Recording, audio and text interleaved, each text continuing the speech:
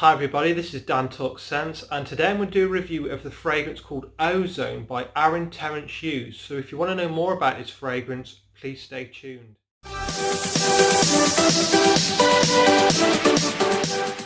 Welcome back. So first of all, I just want to say thank you to two members of the Fragcon page which I'm part of. The first one is Rob Wheeler, because he put a 10ml decant of Ozone on the page and said this is free to a good home. The first member to respond was Zeb Alexander, and I was buying a fragrance off him, a decant of another fragrance off him, and he offered to split the 10ml with me, and he sent me 5ml of Ozone. So I'm going to put a link to the Facebook page Fragcom UK. It is a really good page if you're first starting out in your fragrance journey, or you, like myself, you just want to try 5 or 10ml of a niche fragrance to see whether you like it before you make the commitment of purchasing a big bottle. So I just want to say thank you to those two members, because I'm now have the opportunity to get my nose on Ozone. Okay, so now I was really excited about trying Ozone because for two reasons. One, I looked at the note breakdown and it was similar to Creed's Virgin Island Water, but I'm also a really big fan of coconut. So I was quite excited about smelling this, because coconut fragrances don't really seem to smash it. They seem to fail in terms of performance. So I was interested to see whether this could change that. And the second thing was that Terence Hughes has made waves in the fragrance community because he's quite outspoken when reviewing fragrances, such as, you know, the big houses like Creed, and he doesn't care about what he says about them. And I'm just going to show you a clip actually, which made him quite. I think this was the one video that brought him out into the limelight and made people aware of him. Stress inducing. If you don't like, that's fine. You know, we enjoy it. I enjoy it if you don't like something that I might like, because it's interesting. I don't like lemon. You can just be all lemon pledge. These are like, my cleaner uses better things than this and that. Lemon.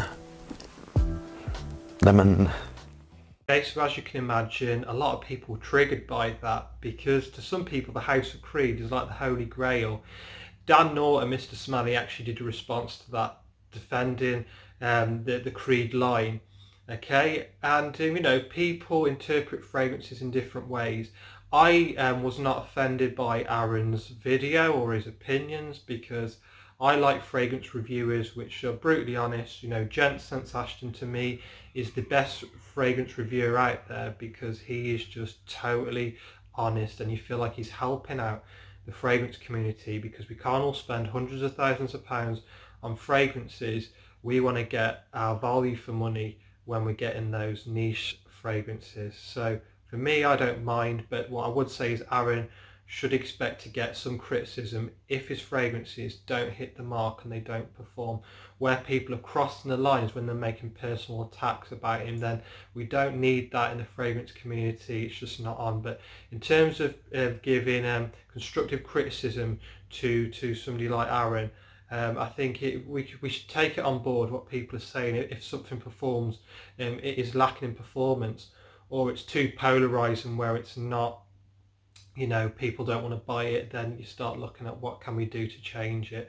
Okay, so I was anticipating that this would smell like Virgin Island Water, but the first thing that came to my head when I sprayed this on my hand was this fragrance by Jean Paul Gaultier called Le Beau.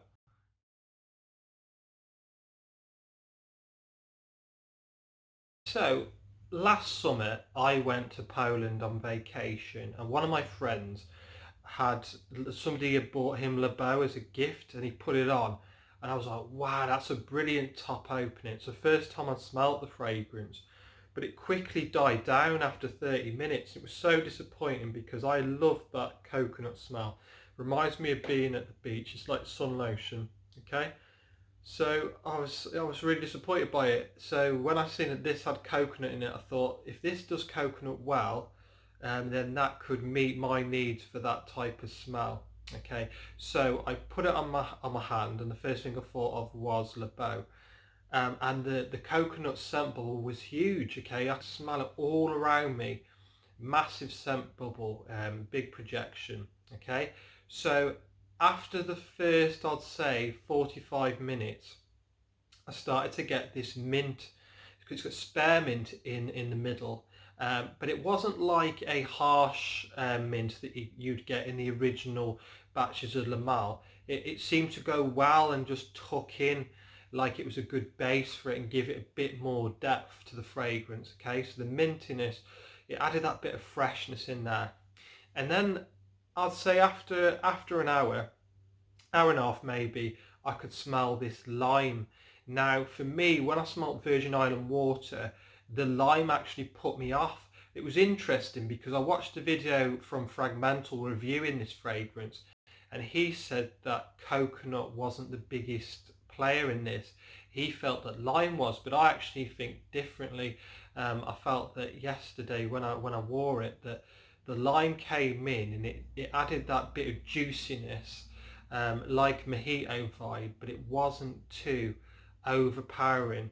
And some fragrances actually, they give people like nausea and headaches and stuff, and for me, Virgin Island water actually does that with the lime. Actually, I don't like it, but for some reason with this one, the lime seemed to fit in better, and it gave in that new element. So in terms of scent, I was blown away actually. You know, I thought, this seems like it could be my new summer scent. You know, I smelt Cedrob Boise last week, and I thought that's my new summer scent, but I smelt this, and yeah, I was really impressed.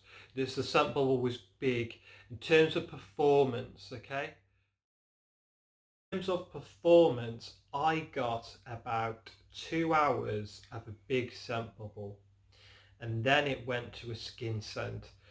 And when it went to a skin scent, I actually had a bath, and then I could still smell it on my wrist. And strawberry isn't listed in there, and it's quite funny actually. I was thinking about this the other day. Strawberries, if you smell a punnet of strawberries, it doesn't really have a smell, but then when you smell it in a spray, people know that's the smell of strawberry, which is a bit strange. But I seem to get that on my wrist, and it was a really nice, like, dry down.